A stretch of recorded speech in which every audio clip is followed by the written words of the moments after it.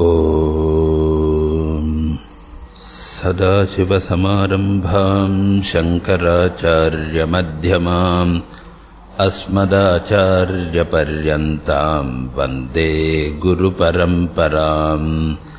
Om.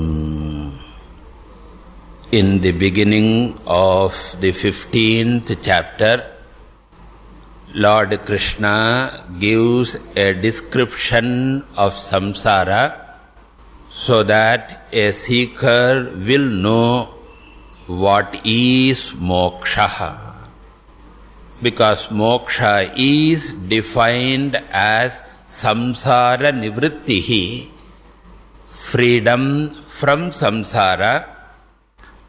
So if I don't know what samsara is, I will not know what is samsara nivritti is. Especially Tamilians are to be told what is samsara. Otherwise they will think samsara is wife. Okay. And only when I know what is samsara, I can understand samsara nivritti rupa moksha. And only when I value moksha, I will turn my attention to the moksha sadhanam, the means of attaining moksha. If I don't have a value for the end, the destination, I will never have the value for the means, because the value for the means is directly proportional to the value for the end. And therefore, we will be committed to the spiritual sadhana only when we clearly know what is the sadhyam, the destination which we are attempting to reach.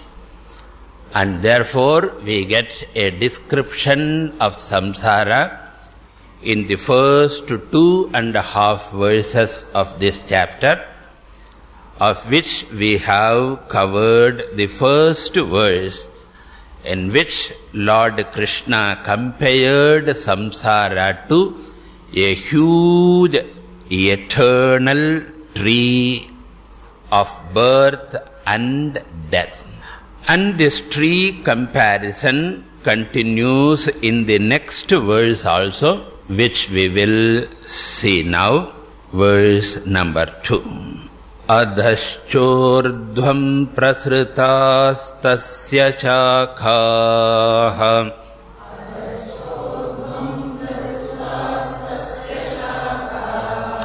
guna pravruddha vishaya pravalaha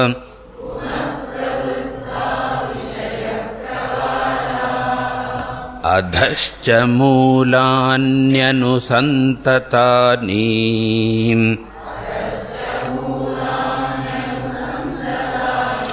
karmanubandhini manushya-loke.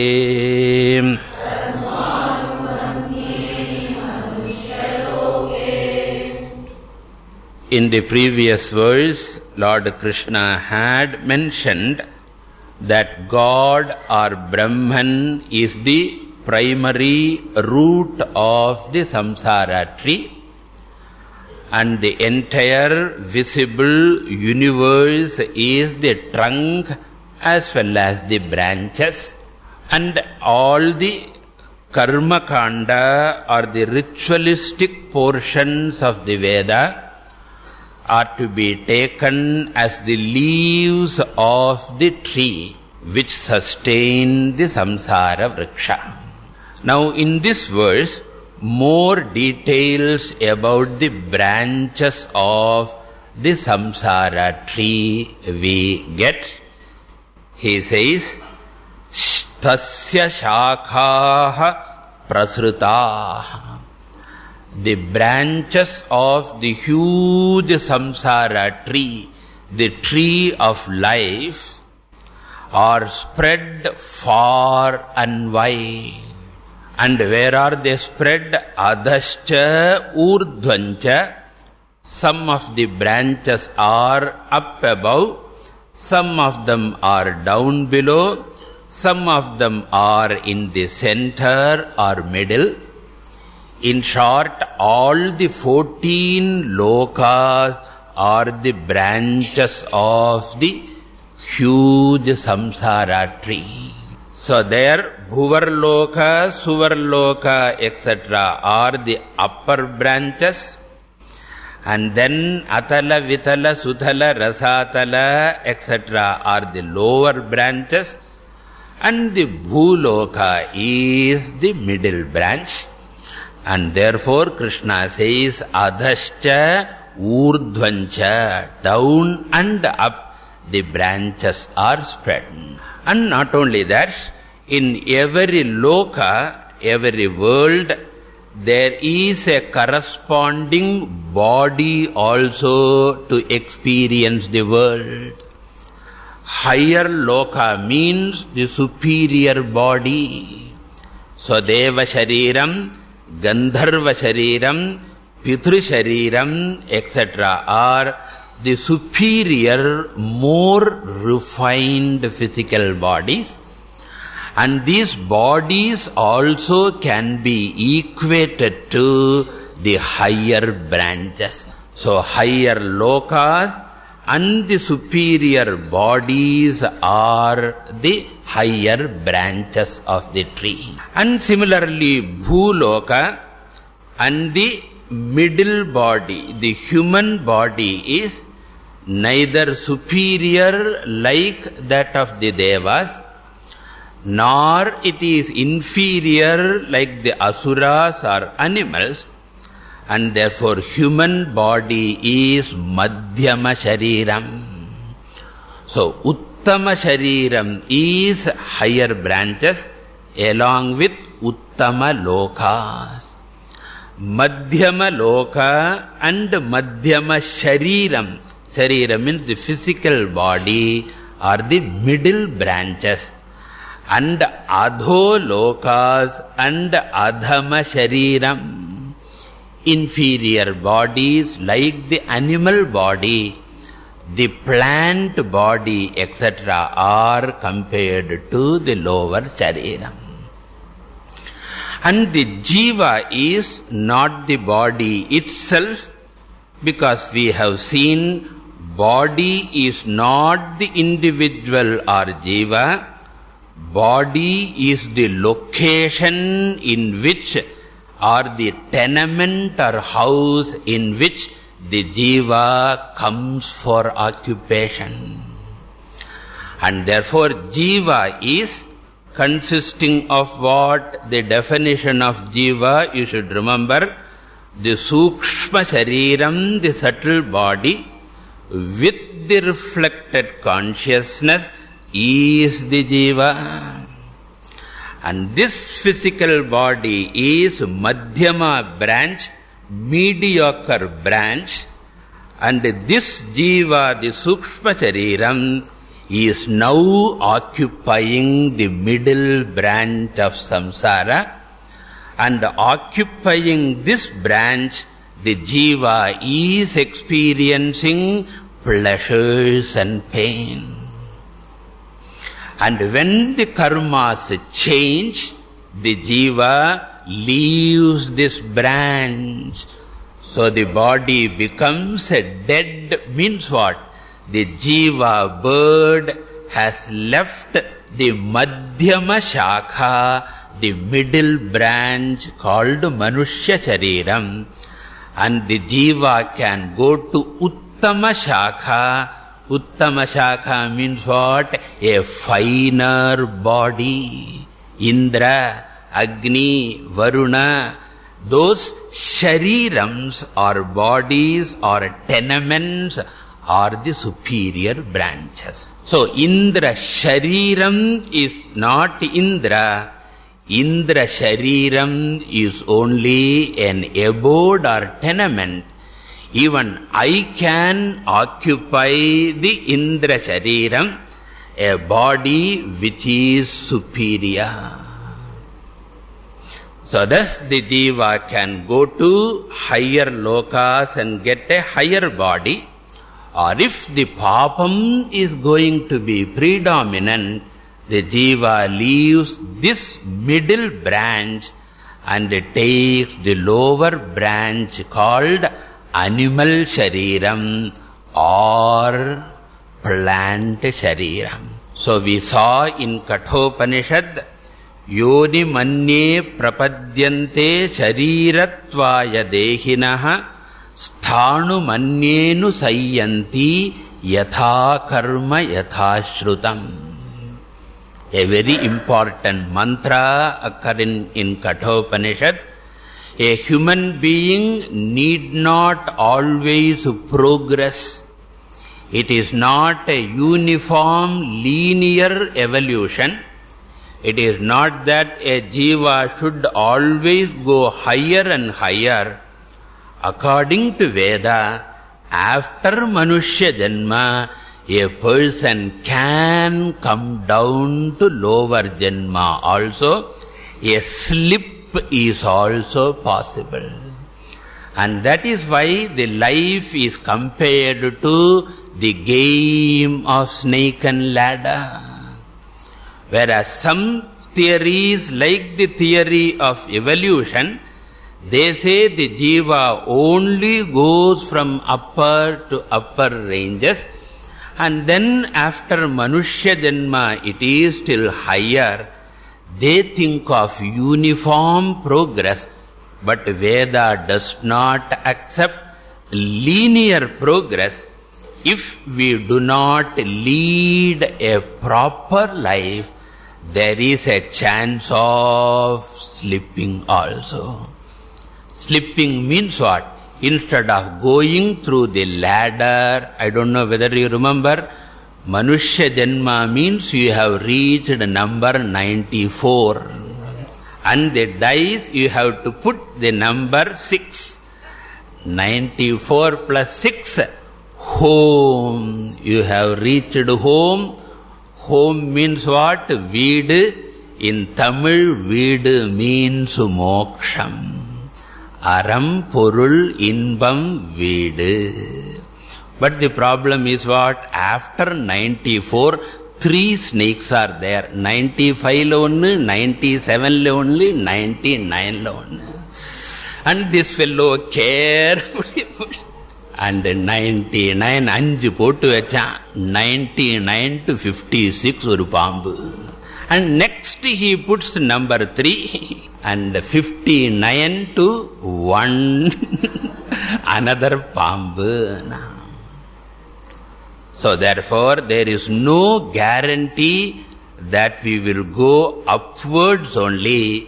We have to be responsible. A very big responsibility it is, and therefore each type of body is also compared to a branch. Now I am occupying Manushya Shariram branch.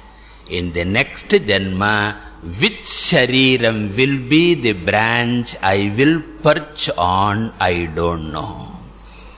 But our attempt is what? Not going to higher branch or lower branch. Leave the tree itself and fly sky high to freedom. We want to be free birds, and therefore don't think of upper branch or lower branch. Branche kadayadu. We hope we will succeed in becoming a free bird. And therefore, adascha urdhvancha prasritaha uttama madhyama adhama sharira rupena shakhaha prasritaha spread. And how are these branches, which include the 3 forms of bodies, how are they generated? How are the Deva Shariram generated, Manushya Shariram generated, or Animal Shariram? Bhagavan creates different types of body not according to his whim and fancy. We ourselves give our order to Bhagavan. So whatever order we give, accordingly Bhagavan will produce the body. If my life is a sattvic way of life, I am giving an order to the Lord, O Lord, give me sattvika shariram. And what is sattvika shariram? Uttama shariram, called Deva shariram. So what will be my next body is not decided by Bhagavan, not decided by fate, but decided by my free will, which I can use or abuse or disuse. So therefore he says, Guna pravriddha. Each body is determined by the three gunas.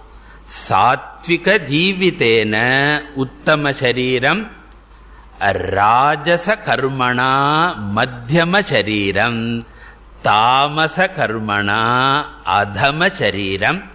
We saw in the 14th chapter, urdhvam gacchanti sattvasthaha, madhye tishthanti rajasaha, jaghanya gunavrittasthaha, adho gacchanti tamasa. And therefore guna pravriddha. Then vishaya pravala. All the sense objects are like the shoots which are responsible for the branch. Before a full-fledged branch comes on the tree, from the trunk of the tree, initially the branches emerge in the form of a small shoot. And that shoot alone, it is called shoot because it shoots forth.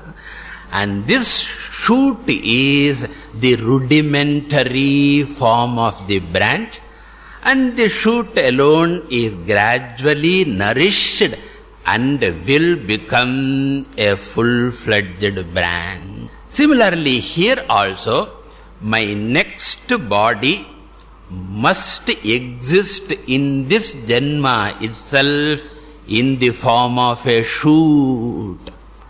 I am preparing my next body now itself.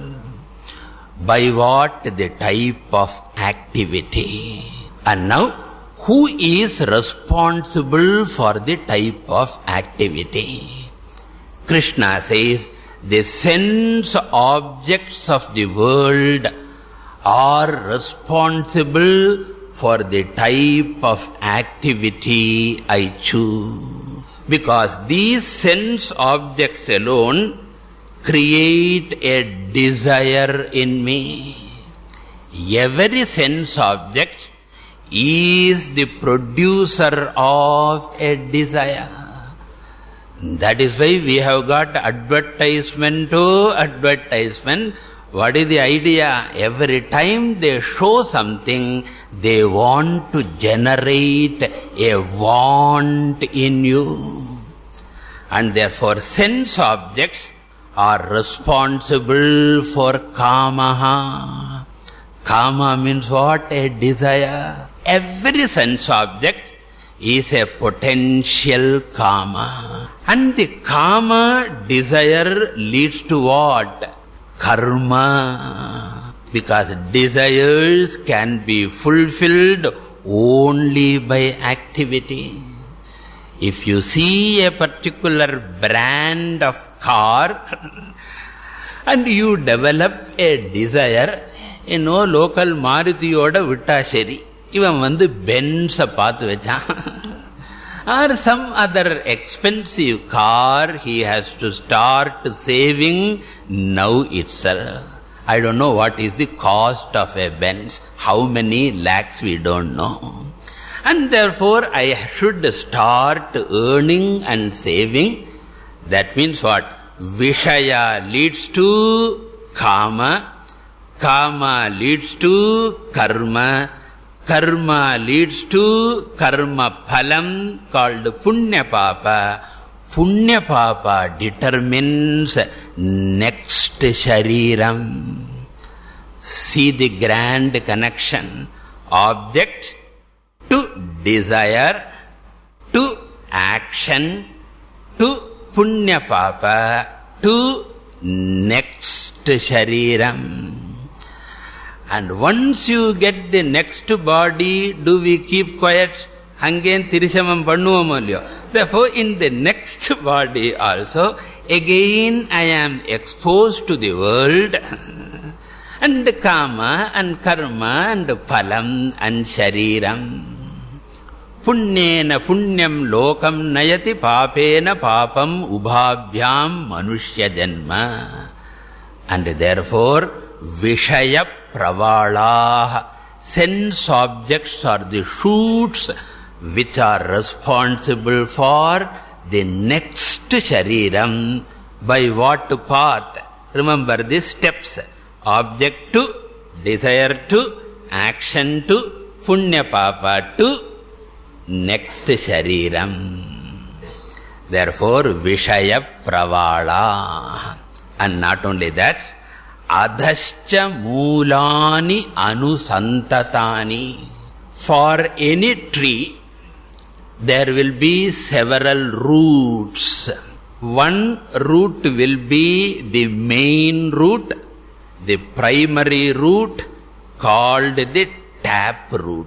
But primary root alone is not sufficient. There will be several secondary roots also spreading all over. Bigger the tree, more the number of secondary roots, and the more vast it is. In the neighbor's house, if there is a huge tree, the roots will come to your house. And the in-between wall also will be threatened. There will be often quarrels. Ungat tennamaram yengat. There will be big quarrel.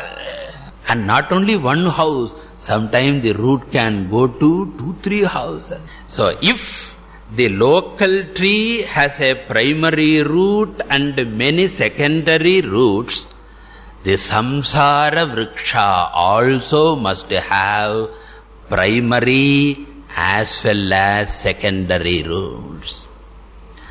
The primary root has been already mentioned in the first verse. What is the primary root? Do you remember?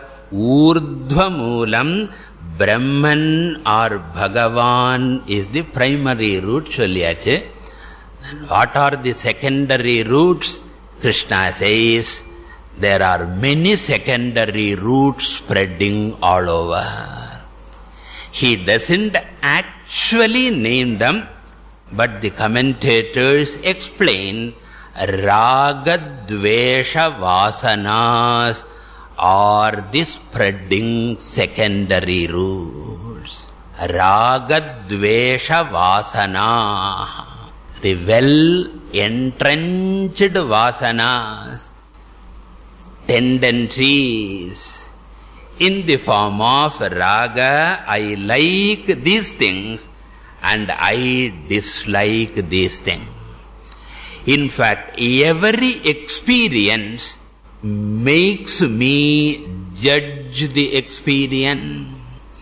As I go forward in my life, every experience makes my intellect classify things as this is welcome, this is not welcome. You meet a person for 2 days or 3 days, you will classify.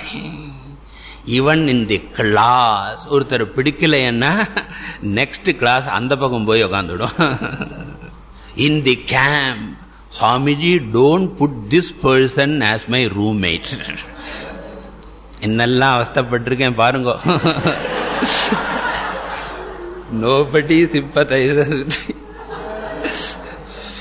And give this person as the roommate And preferably that room number I prefer. The 21 corner la இந்த மெம்பரோட என்ன போட்டுடுங்க, வேற ஒன்றும் வேண்டாம். Strong raga and dvesha in 8 days. And there too, most of the time in the class only, in the temple only. In the intermediary time, we have managed to develop powerful raga dvesha to room and the mates. And if this is the lot in 8 days, in 80 years, kakanama, vandi மூட்டையா, we have got a clear slotting or categorization. This is welcome, this is not welcome. And every raga leads to pravritti.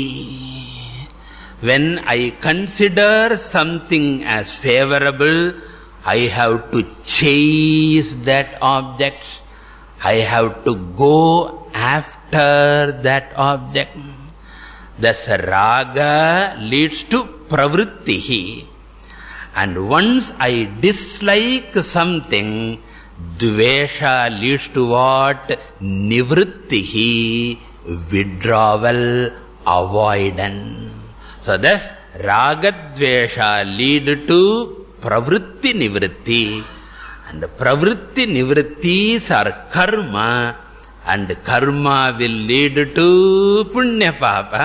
Punya papa will lead to punarjanma. And therefore he says adhascha, further down along with the main root, tap root, further down, Moolani. Here moola means what? The secondary roots. Or anusantatani, they are spread all over. Remember, our ragadveshas are not confined to our own house. It spreads to neighborhood. It spreads to other states in the country. Karnataka pidikuma pidikada sonna. So we have got ragadvesha. The countries, if you watch a tennis match between an Australian and American, in 5 minutes unknowingly you will start supporting one of them. At least India and Sri Lanka, Anna, I should not have reminded you perhaps. At least India and Sri Lanka, you will have a natural tendency.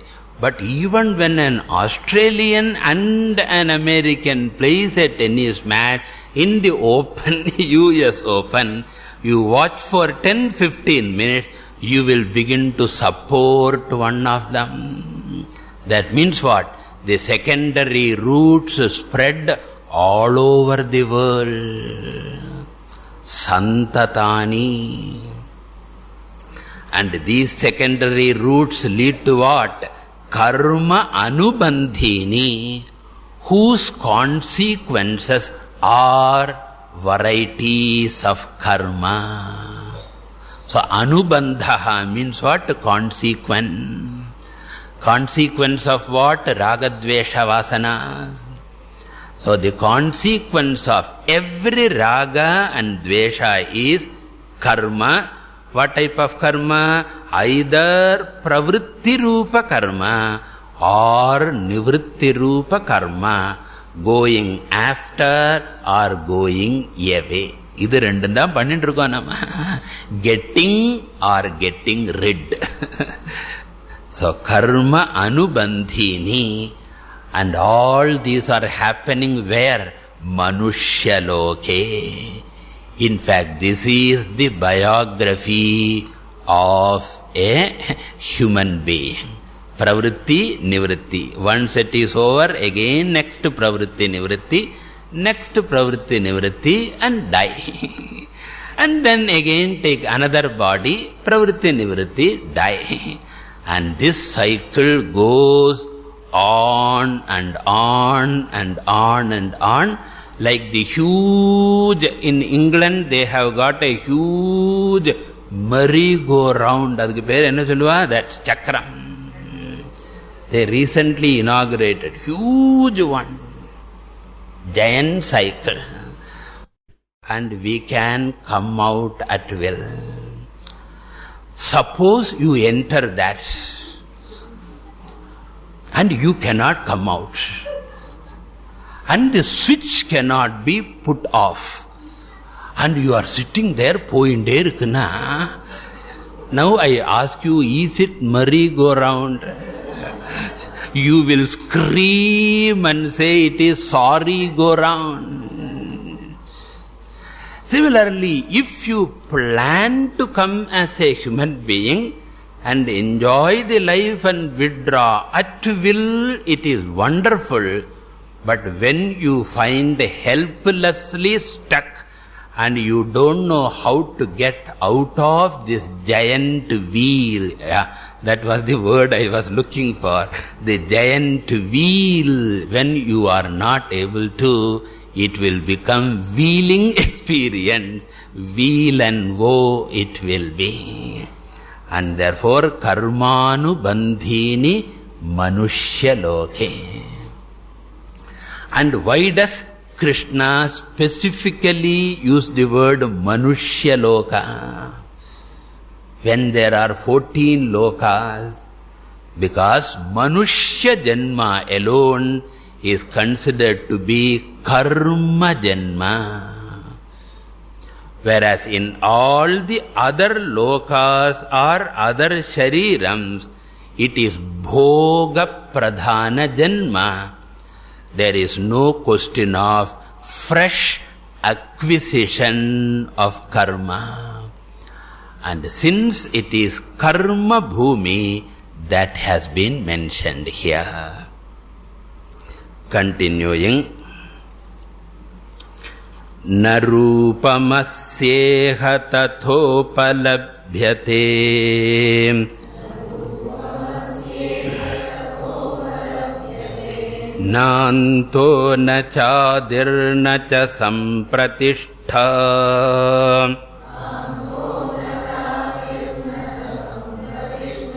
ashwattamenam suvirudhamulam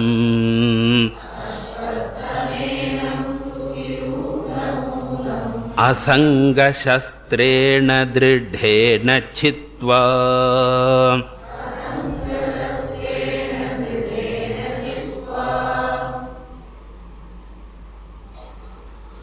So in the first half of this verse, the description of the samsara continues. I said 2.5 verses. So now we have got one more half dealing with samsara varnanam.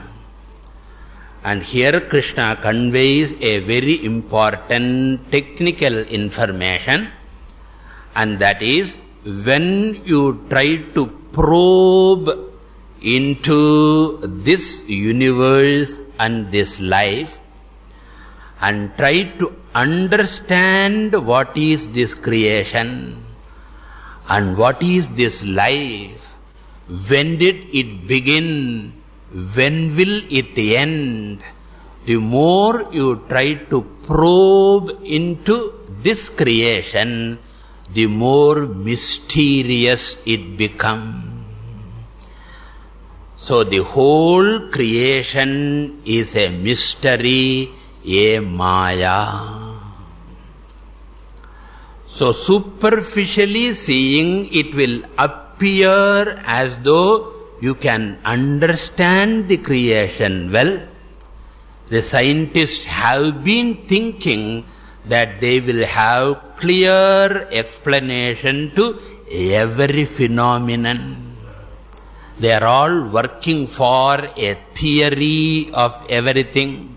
It is called TOE. They want a toehold. TOE means theory of everything. And they solve certain mysteries, and they find that those smaller mysteries are replaced by further deeper mystery. And therefore Krishna says here, asya rupam na upalabhyate.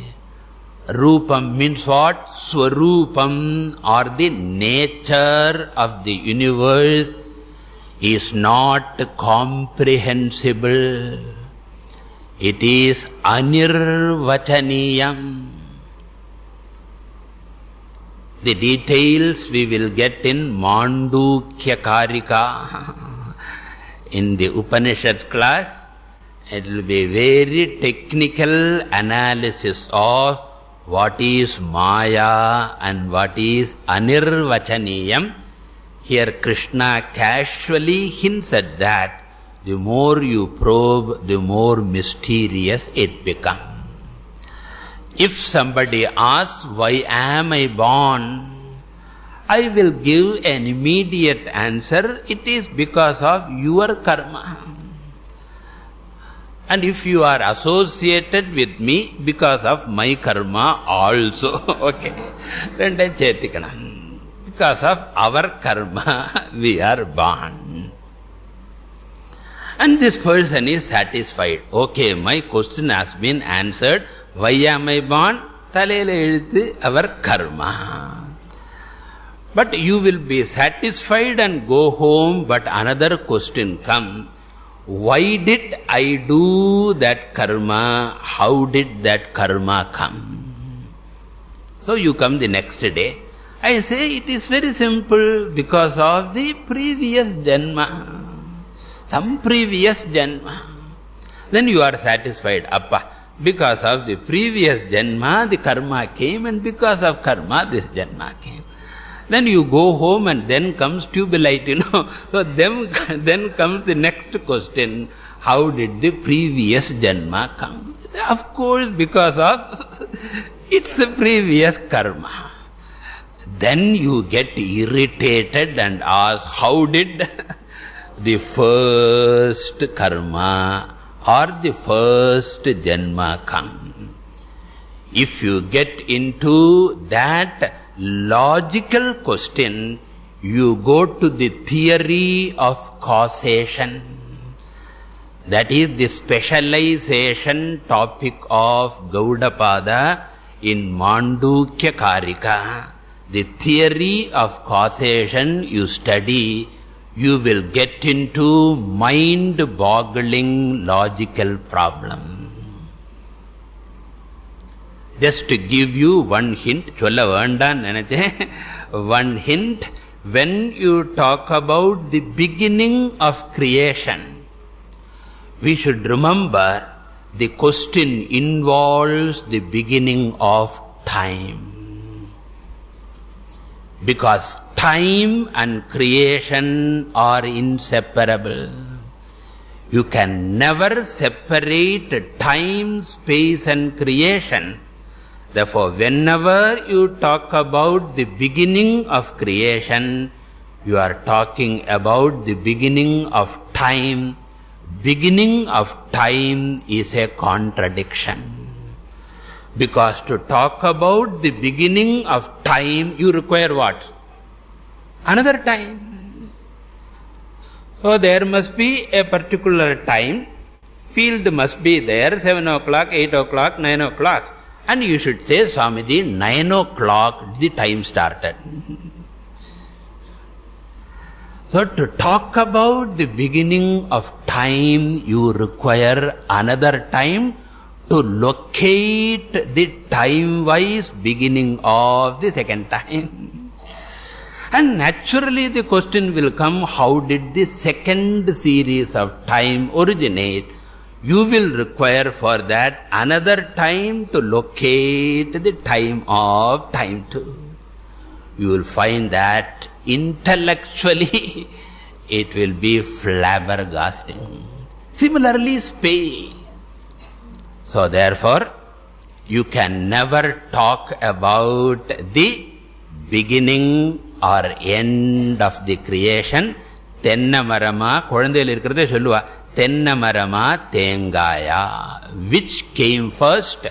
The coconut tree or coconut seed? Koliya Muttaya. Which came first? Even scientifically analyzing, the scientists are telling that perhaps this question can never be answered.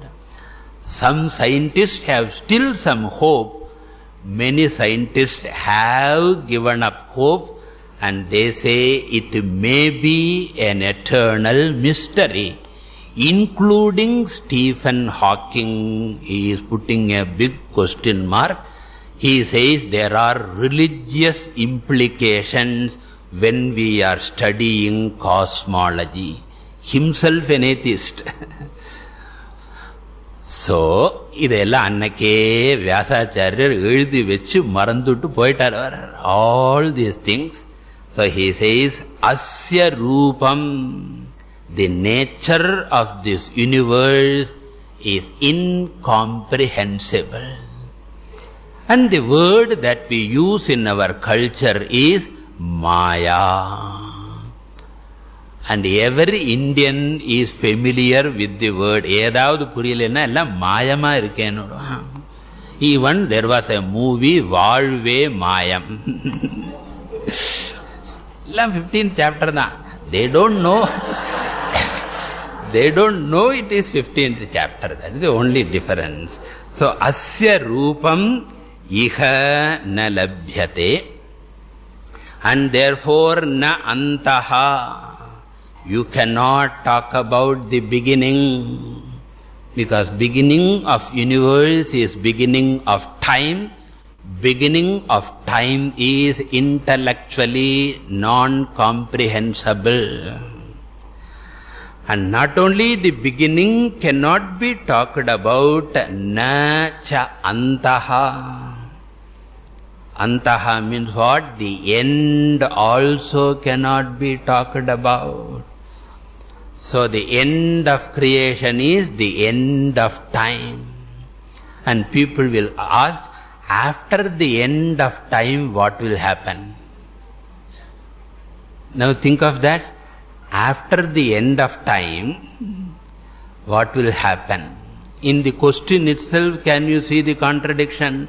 After the end of time, that very word after is illogical.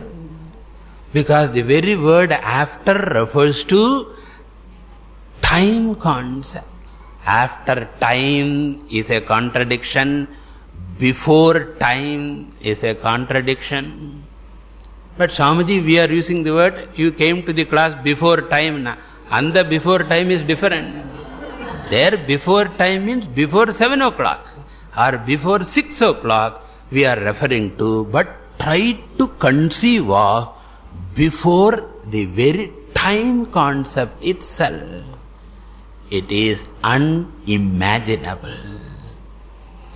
So therefore, na antaha, na cha adihi. Then what about the middle? If you cannot think of the beginning and the end, how can you talk about the middle? Suppose I ask you, what is the middle of this hall? If I ask you to mark the middle of the hall, the first thing you do is what? Try to find out both the ends of the hall. Without locating the beginning and the end, you cannot pinpoint the middle. Therefore, if you don't know the beginning and the end, you cannot talk about the middle. And therefore, Krishna says, nacha sampratishtha. Sampratishtha means the middle.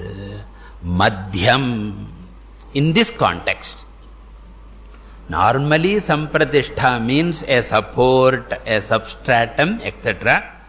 But in this context, the word sampratishtha means the middle or madhyam. In short, you don't know these three things. Baki ellam theriyana. Baki ellam enna irukku? Other than the beginning, middle and end, I know everything means I know nothing, nartham. So this mysterious universe is samsara.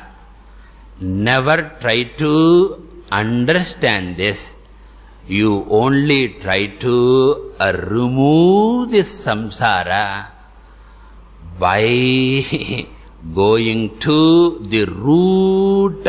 You get rid of the samsara. You need not know the details, but only you have to get rid. If the dream is creating lot of problem, what is the solution? Instead of struggling to understand what is dream, there are some psychologists who do analysis of dream. And waking a quota utudva. So you go on studying the dream and waste the precious waking time. The more you analyze the dream, the more mysterious it will be. So if dream is causing the problem, what is required is not analyzing. What is required is what? Wake up from the dream. Similarly, here also, you have to get rid of this samsara, and the method of samsara nivritti is given from the second line of this verse. So up to the sampratishtha is samsara varnanam. So the first topic is over, and hereafter from the second half of this verse we are entering into second topic. What is the topic? Samsara nivritti upaya. How to get out of this vicious, terrible, uncontrollable, unpredictable samsara chakra. And Krishna is going to talk about 4 methods or 4 disciplines, not optional, but all the 4 are important. And what are those 4? First I will enumerate them, then we will see the details later. The first one is Vairagyam. The second one is Brahma Vicharaha. Vairagyam, you know the meaning, dispassion. Brahma Vichara means inquiry into the root of this samsara vriksha. And the third discipline is Sharanagatihi, surrender or devotion. The word used is Prapattihi, which is a very important concept in Vishishtadvaita Vaishnava Sampradaya, that Prapatti, otherwise called Sharanagati, otherwise called Bhakti, is the third. And the fourth upaya is Sadguna, developing a healthy, refined mind. Otherwise called values enumerated in the 13th chapter. Do you remember? Amanitvamadam bhitvam ahimsa kshantirarjavam. I will call them Sadguna. So Vairagyam, Brahma Vichara, Sharanagati and Sadgunaha, these 4 upayas, upaya means methodology, are going to be enumerated. The first one is mentioned here, Vairagyam. So Krishna says, first may you take the sword, the knife or the axe of Vairagyam. And with the axe of Vairagyam, may you learn to reduce your dependence on the world. Because the world is constantly changing, Because the world is mysterious, because the world is unpredictable, learn to reduce your dependence on the world. It does not mean hatred. From world dependence, may you gradually develop God dependence. God in any form, initially in the form of an Ishta Devata.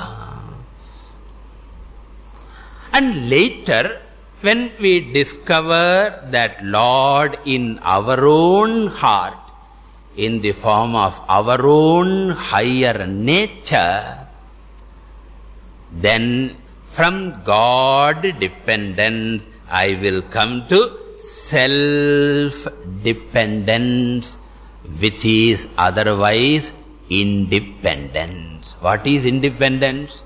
Dependence on myself. And therefore, turn your attention from world dependence to God dependence. And therefore he says, Asanga Shastrena. Asanga means Vairagyam. Dispassion, detachment. Shastra means the axe or the sword.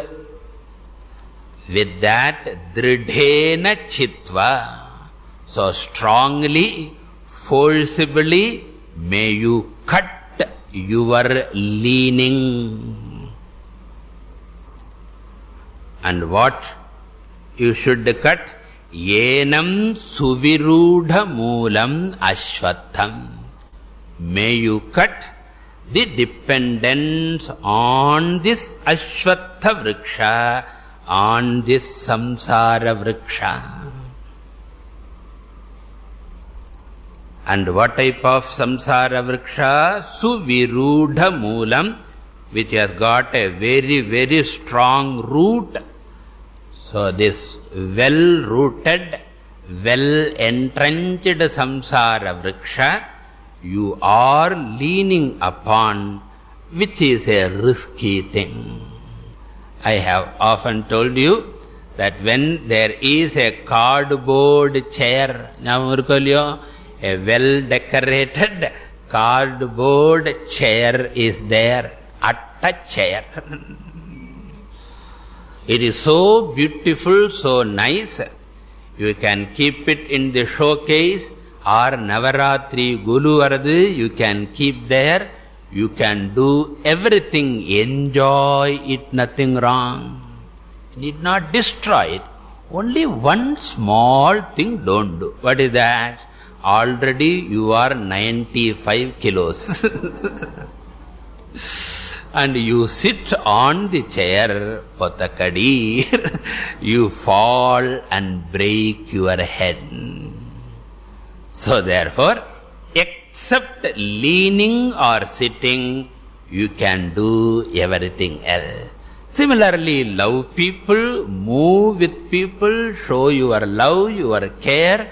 Everything you do, it is a gift from the Lord, whatever I have. But when you need stability and security, have the Lord as the source of security. This is stage number 1. What is that? World dependence to God dependence. This is called Vairagyam. Not hatred, maturity. So, Asanga Shastrena Dridhena Chitva. Having done that, the sentence is grammatically incomplete.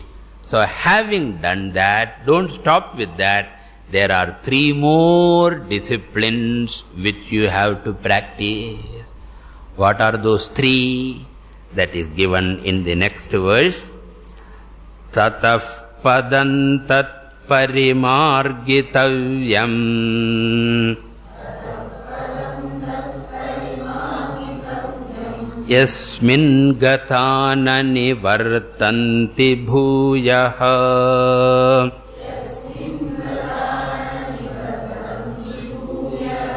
tameva chadyam purusham prapadye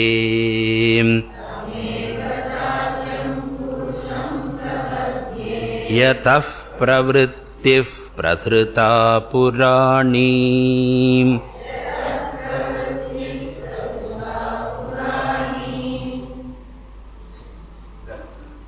tataha. Tataha means thereafter. Thereafter means whereafter. After getting vairagyam, not suppression but mature dispassion. Suppression is never correct. It is growing out of the dependence. Just as we grow out of our attachment to the dolls and the playthings we used in our childhood. Only thing is, the physical growth from childhood is a natural process. You need not do anything. You survive somehow. You will physically grow. And as you physically grow, you will not be leaning upon those dolls and the computer games and all things. And the biscuits, you are no more interested in local biscuits. You are interested in gold biscuit. Different type of biscuit. Adum biscuit da, but different. So physical growth is natural, but emotional growth requires working on it. That is called Viveka-janya Vairagyam. We have to study our experiences and learn. And after getting that dispassion, healthy dispassion, you have to go to the second upaya. Upaya means discipline or sadhana, which is parimargitavyam. Parimarganam means enquiry. Vicharaha, searching, seeking. Seeking of what? Tat padam. Padam means that ultimate destination of life, and also the ultimate substratum of the samsara tree. And what is the root or substratum of the tree? Brahman. So may you inquire into Brahman, not sitting with closed eyes and asking what is Brahman, what is Brahman, what is Brahman. No.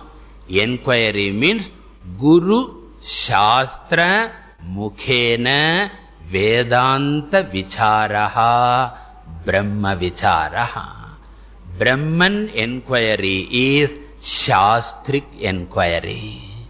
Shastric inquiry involves the guidance of a Guru. So may you enter into Vedanta Vicharaha. More we will see in the next class. Purnamadah Purnamidam Purnat Purnamudachyate Purnasya Purnamadaya Purnameva Vashishyate. Om Shanti Shanti Shanti.